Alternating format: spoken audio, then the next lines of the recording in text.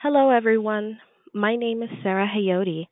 I'm the Assistant Director of Alumni Relations at Teachers College, and I'd like to thank everyone for joining us today for the Alumni Career Development Webinar series featuring Lynn Berger.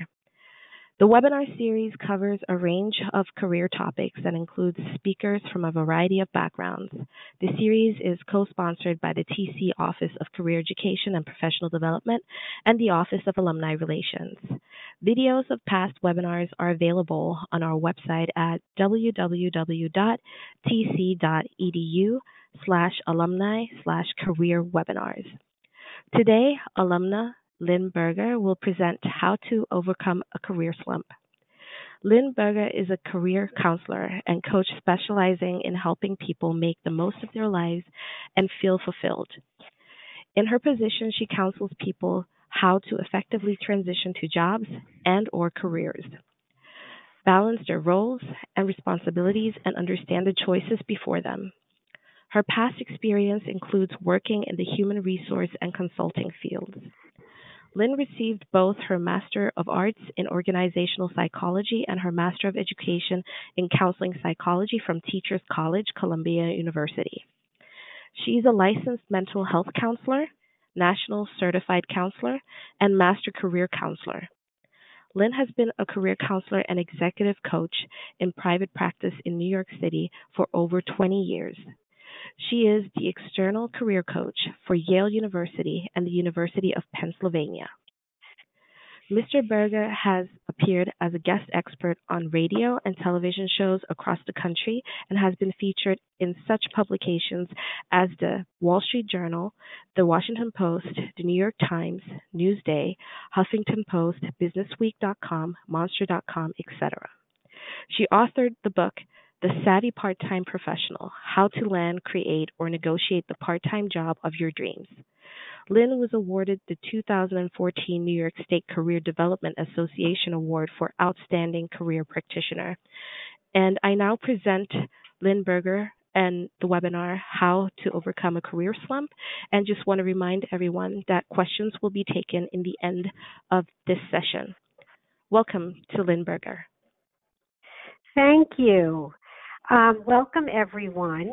Today we're going to be talking about how to overcome a career slump.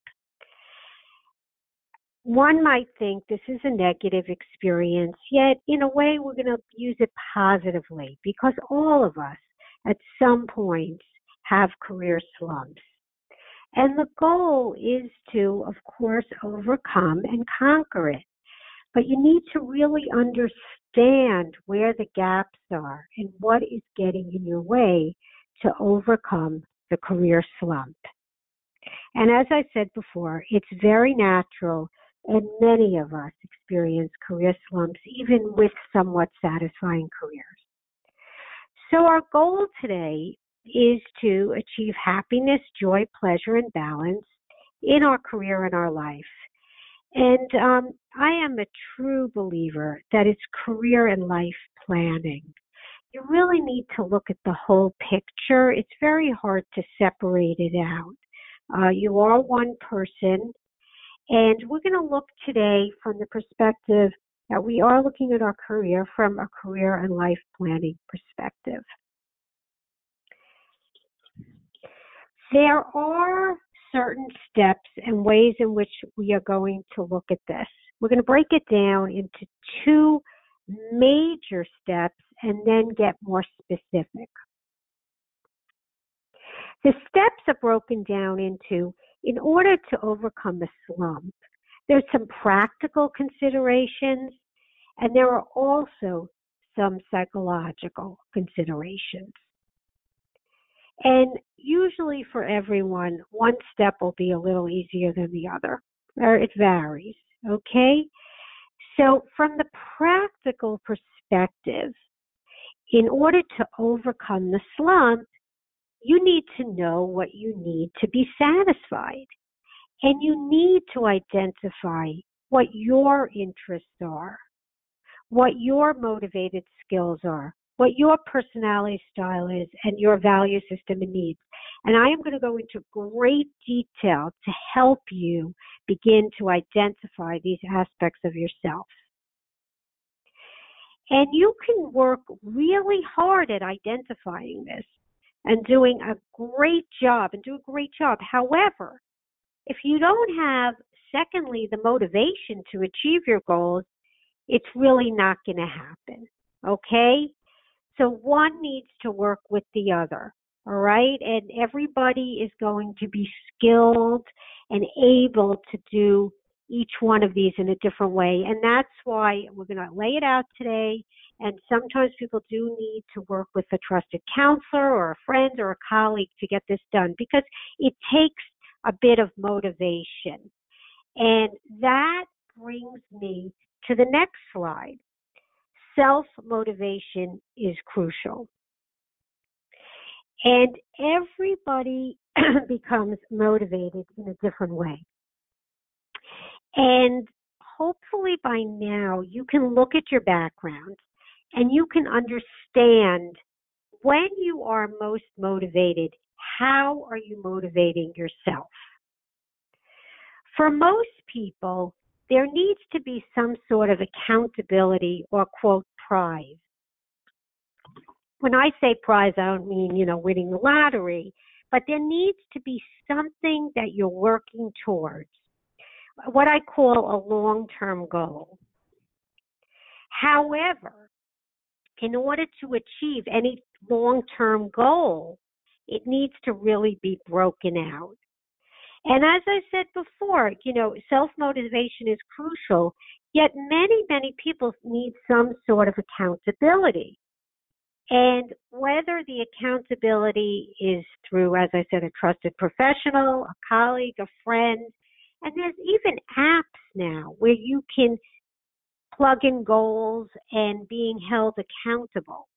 Or something very simple, if we're working on something together, I'm working with a client, or you're working on a goal, you can have reminders, by 12 o'clock. If I didn't get to do what I said I was going to do tomorrow, a ringer goes off. You have to learn how to motivate yourself and use the resources around you, whether people or some technological tools that can be quite helpful. Okay, so you really have to spend some time understanding how you get motivated, what pushes your buttons to get going and take care of something that's important. Okay, so here we are. How do you achieve self-motivation? So the goal, of course, is to create a career plan that will help you achieve excellence in your life and work, that gives you some sort of zest each day. All of us occasionally going to feel, here we go again, another day. I am so dissatisfied, so unmotivated. It feels like a struggle. Well, our goal is to get to a place that doesn't happen, that you get some sort of enthusiasm and have something to look forward to every day. And that's something that I would challenge you all on. If you're in a situation right now and you're feeling in a slump, you really do need to achieve some sort of satisfaction somewhere. And I would, encourage you all to have something to look forward to each day, whether it's spending a few minutes reading something, speaking with someone, going somewhere, even stopping for 10 minutes just to take a break, something. And today we're going to learn how to set manageable personal and professional goals with clear, specific actions. Any goal is going to be achieved when there's a few things going on. One, it has to be value-based. By that I mean there needs to be something in it for you that you care about. The worst goals are the generic goals that sound good, and I really should get around to that. No, you have to want to get around to it. There needs to be reasons, short-term and long-term, to create goals that you will address. And every single day, you need to address them, whether it's thinking about them or doing. something has to be done every day, like brushing your teeth, to make sure that it's incorporated in your daily life. So here we are. You want to set goals, personal and professional, that are realistic, and you can take appropriate, specific actions to achieve them. And one of the things you want to do is to avoid disappointing yourself, because that's the worst place to go. You want to set things that you can take care of, and everything's a bit of a challenge, but you can do it. So for example, and I'm just using examples here, and we're going to get much, much more into this as we go on the webinar, go through the webinar. But your goal, because you're listening to this, is to obtain more satisfaction from work. Okay, we know that, right? So an action step 1 might be identify tasks and assignments that you, your colleagues, and your boss think would improve your productivity. So maybe there's something going on in the environment that's not allowing you to obtain satisfaction. Because when you go to work, there's 2 things you want to consider. One is the work you do, the role you have, and the environment you're doing it in. And I have seen numerous times you do the same role in a different environment, you have a whole different experience, and vice versa. So you want to understand, in your slump, is it because it's the role you're doing or the environment you're doing it in? So if it becomes that it's the environment, but you're just not getting that feedback, that satisfaction, you need to address that. If it's the role, we need to do something different. Yet you really want to get clear on what is causing your slump. Is it the work you're doing, or is it the environment you're doing it in? Because one of the things that you want to be mindful of is that you want to respond to your situation versus reacting to it. And responding to your situation is taking a minute, understanding what is going on, rather than feeling threatened and react. So I want you to really all think about what is causing the slump. Is it more what you're doing or where you're doing it? And let's say you determine that it's the role. And we're going to get into this in much more detail. Yet, if you decide that you need new work, one of the things to do is think about the companies and professions that would interest you. And, of course, taking some steps to talk with people. The professions that are going to interest you are going to incorporate your interests, your motivated skills, your values, and your personality, style, and temperament. And before you end this webinar, I want you to really understand a bit more about your interests, motivated skills, values, personality, style, and temperament. So here's a couple of examples of setting some professional goals that need to be broken out with specific action steps. Now, interestingly enough, I'm a career counselor and I'm a career coach.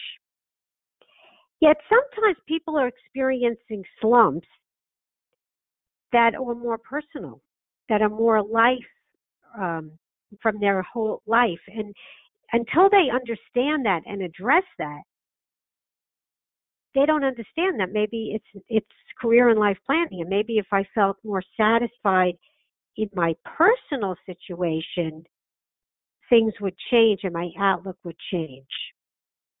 So here are a couple of examples if you realize maybe you need more friends, colleagues, more people in your life to join some clubs, attend some activities, Or perhaps you're feeling frustrated with the income you're making and you need to increase that. Well, sometimes it's not just increasing income, it's looking ways to cut expenses or to make more money outside of work and not be solely dependent upon the work. So you really want to, before you get really into understanding the slump, look around, see what might be causing the dissatisfaction. And to be clear, is it more of your personal circumstances or is it more of the role or the environment? So that once you can start addressing the slump, you really want to take a big picture perspective of where it could be coming from. Because once you assess that, then it can be fixed a lot easier. Okay? So you really want to take that time. So let's say you take that time and you've identified that it's really the role that's causing the problem. This job is not for me. This field is not for me. I really need to make a shift. One of the first questions to ask yourself is, are you interested in what you're doing? Are you learning? Does it interest you? Because it has been shown that if you share interests with what you're doing, the people you work with, you tend to be happier and more productive. So interests are key. And instead of being robotic, really ask yourself, am I interested? Do I want to learn more? And many, many times when you're in a slump, it's hard for you to identify your interests. Some people say, I don't have any interests because you just feel so stuck. So here are some questions that I have listed that can help you tease out your interests. How do you spend your free time? You'll say, well, it's not really related to my work, but that's not true. Sometimes you can. And also, if you can't in an absolute way, there are some parts of what you enjoy doing in your free time that might be applied to your work. What are your hobbies? And even more so than hobbies, because a lot of times when people feel they don't have interests, they don't have hobbies. What kind of groups, what kinds of people do you like speaking to? What organizations, if you had time, would you join? Not even what you belong to. What would you join? And when you see a newspaper, what sections do you read first? Not necessarily what's related to your work, but what do you read first? What's bookmarked for you? What blogs or Twitter feeds do you follow when you have free time? There's something directly related that's going on there that you can start to pay attention to what interests you. And sometimes I recommend that you keep a log. You just kind of notice when you perk up and when you don't perk up. And there's usually something going on there. And when you really spend some time on this, you can begin to understand your interests. And on the other hand, I've worked with people that tell me they're interested in everything. And they feel that that's the stumbling block because they're really, really not able to identify their major interests. And then it becomes more of like an editing job, but you could still list all your interests and go through these questions in a way to prioritize them. And of course, sometimes your interests are career related, sometimes they're personal related. You use them in your personal life as an avocation. But you really want to spend time and understand what are your interests.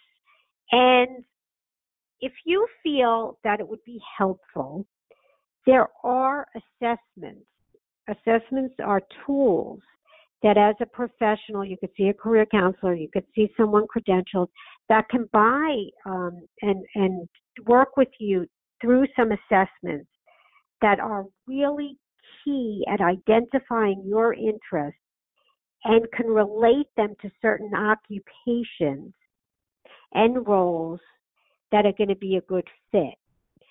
And there are a few out there on the market that I use, and I am just going to highlight now one. It's very commonly used. It's called the Strong Interest Profile, and it identifies your interests. And as I said before, if you share interests with individuals in certain occupations, you're happier, more productive. Now, to get the full version, you have to be a trained career counselor, certified counselor to buy it. There are, many versions online of everything. And I caution you to just take a 10-minute assessment online and feel that's the whole picture. It's not. So you can pick out some information online, but in order to really get a full read, I think you want to be very careful. Now, the Strong Interest Profile is based upon 6 career vectors. And I'm briefly going to go through this today. Yet some people work in, as you can see the bottom, social. Some people work in business enterprising. Some people work in conventional occupations with data management, accountants, spreadsheets. Some people work in realistic occupations with their hands outdoors. Some people work with investigative science, medicine, research. And most of us are a combination. So it's more complex than just one vector. You're going to come up with a couple, and that's going to correlate to certain occupations. So if you're interested in digging deeper, there are tools to identify your interests. So if you need that assistance, it could be very, very easily obtained. But even if you go that route, I do think you should ask yourself questions, because it's only going to enrich the results of even an assessment. Okay? So if you've identified through thinking about this that it's your role, we've looked at how you can help yourself identify interests, and if interests are missing, then maybe that's what's causing your slump, and you need to address that with a different role, perhaps, or a different part of the company, if you are in a company or an organization. The next thing we want to talk about are your motivated skills. Now, I didn't just say identify your skills. There is a big difference between a skill and a motivated skill. You can have a lot of skills, and I would bet that a couple of people that are listening to this are doing work that they have a skill in, or have done work that they have a skill in. Yet that doesn't always match what a motivated skill is. A motivated skill is a skill that you're good at, that you do really, really well, but you also like. Because I can do certain things well. I don't necessarily want to do them. I mean, I, can do my paperwork, get ready for my taxes, and hopefully I'm doing, a good job at that. Yet I don't want to do that all day. So many times we are trained and taught as young adults and young professionals to work with your skills. And then you find out you're working with your skills, but you don't even like the skill. It's just because people saw you're good at it and they, say, keep doing this. And, to address what you're good at and what you like takes a bit of knowing yourself. So you really want to separate out the skills that you have and the skills that you like to use and have. I really want you to spend time on that, because I see a lot of clients that come into me and they say, I'm doing work I'm good at. They say I get good ratings, I get good reviews, but I hate this, or I dislike it. It's a better word. So here's some motivated skills that might interest, motivate, and excite you. And I'm just listing examples of things that what we would call a motivated skill. It's pretty much any skill out there, yet you have to match it up. Is it something you like to do and do well? And one thing among high achievement oriented individuals is many times people take a lot of this for granted. You know, I'm a fabulous organizer. I've always organized my life, my activities, my papers, my computer, whatever it is, files. However, like I never realized until I went into the workplace that that's a big thing, because you're working with people that aren't organized, and we know that being organized makes things easier. But many times people take a lot of their skills for granted, and until they recognize that this has some value. So here's some other examples of skills. Just things that you do that if you do them and you like them, you want to highlight them, you want to capitalize on them, you want to transfer them into something else. So one of the other ways to identify these, there's assessments that can do that. And there's also ways to do it in your everyday life, because what you can do in your everyday life is you can look at the things that you like and you want to pay attention to, are they things you like and are they things that you do well? And you could start listing them, and you could work backwards by saying, okay, I just did this task. I really liked it and I did it well. You know what? I want to do more of this. So start paying attention to the things that you like to do and you are doing well. And here, you know, there's a lot of them. Start, you know, as simple as paying attention, and there are grids and there are ways in which you can start highlighting them, and then they need to be applied to what you're doing. And sometimes it requires changing work. Other times you might just get more involved in different activities where you are right now. When you realize certain things are giving you more satisfaction, then maybe it's your job to try to include them more in your work. If you're more technologically savvy and you want to get involved in more of that in your work, then it's your job to find out how you could present that in your workplace. But until you could do that, until you know really what your motivated skills are. Okay, so far we've addressed interest and motivated skills to identify what's getting in the way for you. Maybe you're not utilizing your motivated skills, and maybe you're not interested in what you're doing. Next, you really want to feel good about what you're doing. In a perfect world, and we don't live in a perfect world, yet you do want to address that there's some congruence between your values, your priorities, what you're doing, feeling somewhat proud of what you're doing, because that's going to help tremendously. Now, one of the things that can be very, very tricky about values is they change over time. So what you might have thought was important to you last year, 6 months ago, 2 years ago, isn't as important. So you really need to stay abreast of what's important to you and what your priorities and values are. So values are your personal traits and attributes of others that you find most attractive, important, and worthy of your time. And the tricky thing, as I mentioned just before, is that values change during your life, and you need to think about what you now seek. So, for example, if your goal, if you have a family, young children, maybe a stable job is more important to you than travel, than gaining that next promotion. You have to be very, very clear as to what it is, what are your values and priorities, and match them up. And these things change. So you want to make sure that your work and your life is in line with what your values are. Okay? These are the personal traits and attributes that you find most attractive. And here's some examples of different values. And as you can see, as I said before, power, status, autonomy, entrepreneurship, these things change. And you really want your work to be in line with what's most important to you and to make sure that there is some part of that.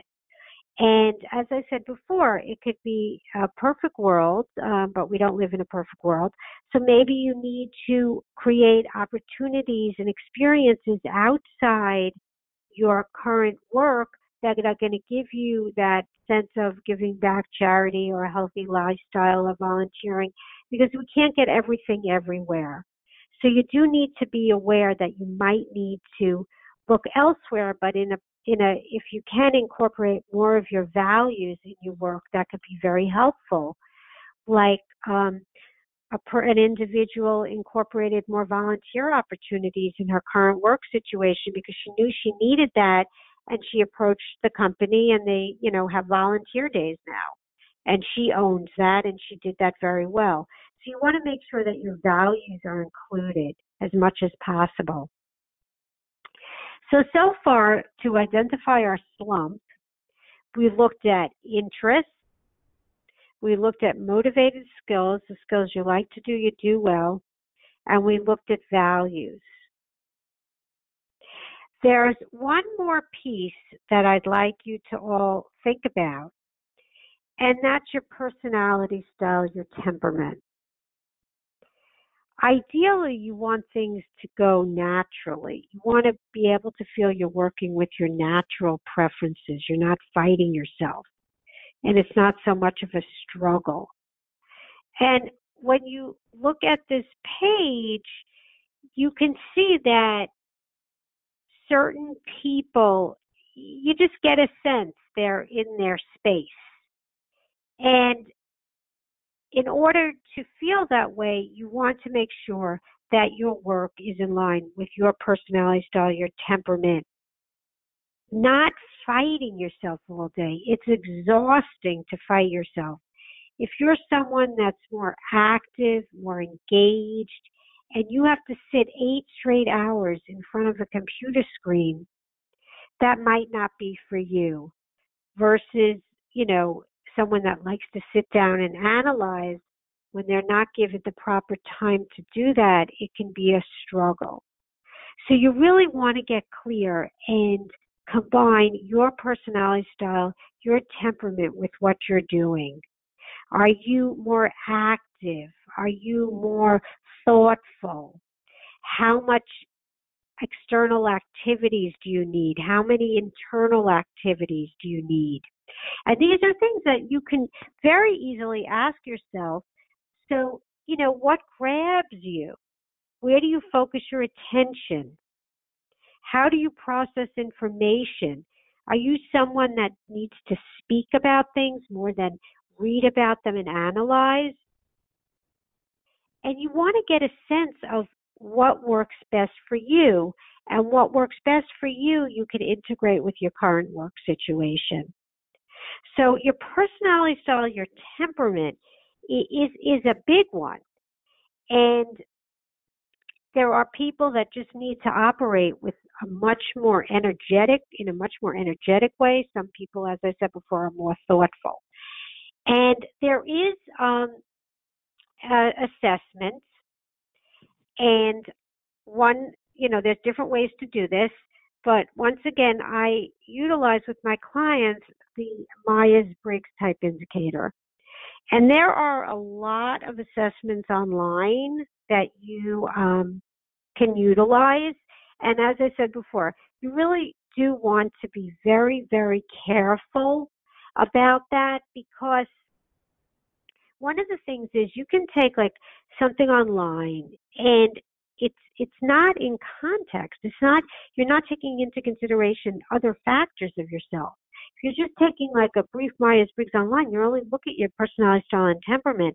And I hope by now you see there's other things that need to be taken into consideration, such as your interests, such as your motivated skills, such as your values. So I really caution you to be very, very, very careful by just doing an online assessment in isolation without understanding the whole picture. And for some of you that might be familiar with the Myers-Briggs type indicator, There's certain dimensions that they're looking at, how you get your energy. Some people tend to be more extroverted. Some people need to be more introverted. And that's about getting your energy. It doesn't mean that you don't like people or you like people. It's a question of how much external extroverted activities do you need to function at your best and how many introverted. And there's other dimensions that how you make decisions, how you organize your day, how do you take in information. And these are really very helpful for you to know because you can make minor adjustments. Like, for example, if you tend to be more of an extroverted person and you have been spending the last few days analyzing data, sitting behind a computer, then it's your job in the evening to have some external activities and kind of monitor it. And vice versa. If you're tend to be more of an introvert and you've been like with clients all day, or you've been with customers, or you've been with the public, you're probably exhausted. Not that you can't do it, but you need to balance it out. So the more in line and in tune you are with yourself, the easier you are to manage this. And, as I said before, some of these things can be major changes, and some of them are much more subtle changes that you can start to make in your everyday life that can make you feel better and taking a bit more control over it.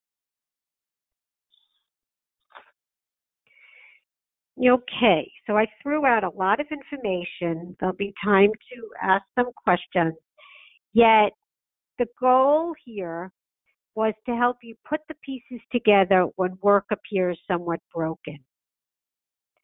And the first piece is self-awareness of where it is broken. Okay? So as we spoke today, you would want to address your interests. You would want to address your motivated skills, your personality style, and your value system to kind of understand where the gaps are, what's not being satisfied. And then, once you create your plan, you got to create very specific, realistic goals. Everyone's busy. It's hard to make a change, but you got to break things down in very, very specific steps to be able to create goals that are realistic and reasonable. And one of the things that I mentioned before is, everyone, whether it's a trusted colleague, it's a friend, it's a professional, it's having some sort of accountability with some apps out there, you do want to have some accountability because without accountability, it's really, really hard to get things done. And once you create that plan, that's going to incorporate going out into the world and finding the industries that meet your needs. And once that is determined, you need to acquire more information about the roles and the environments. And how do you do that? You could do it through researching online. There's so much information out there on companies, Glassdoor. There's just so many ways to get information about roles. If you identify some roles you might want to try out, there's ONET, which is from the Occupational Outlook Handbook. These are all resources that are out there to learn about new roles. And then, of course, you have to speak with people to be able to hear from their own experiences if you decide you want to make a shift or a change. And you want to caution yourself that, you don't want to just talk to one person. If you begin to see maybe another area you want to go into, you've got to test it out and ask a few people, because sometimes you're asking someone that's jaded and they might be experiencing a slump. So you want to be careful about that, because what everybody needs is very, very different. So what you might want at work, they don't want at work, and vice versa. And it's a constant, going out and testing the waters and obtain feedback and ask people. And there's great opportunities sometimes to try things out. If you feel perhaps marketing is more up your alley, maybe you can find a way to do some freelance work or work with someone or talk to them or shadow them and see maybe this is for you, maybe it's not for you. And there's always classes, introductory classes, and things online that you can take. And if you decide you want to perhaps pursue something different, there's associations, there's ways to meet people, there's alumni clubs, as you all know since you're on this call.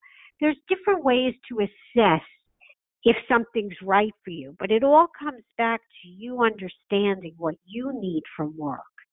And once you understand what you need, then you can fill in the gaps. So I want to thank all of you for listening. And I believe it's going to be open up for questions now. And I'm more than happy to answer, more general questions. But if it gets too personal or too specific to your situation, you can email me and we can speak further after. So thank you so much. Thank you very, very much, Lynn. We appreciate you taking the time to share your expertise with the TC community. A video of this presentation will be available on our website, www.tc.edu/alumni/career-webinars. You can visit our website for more information about our monthly webinars. I just want to ask again if there is any questions.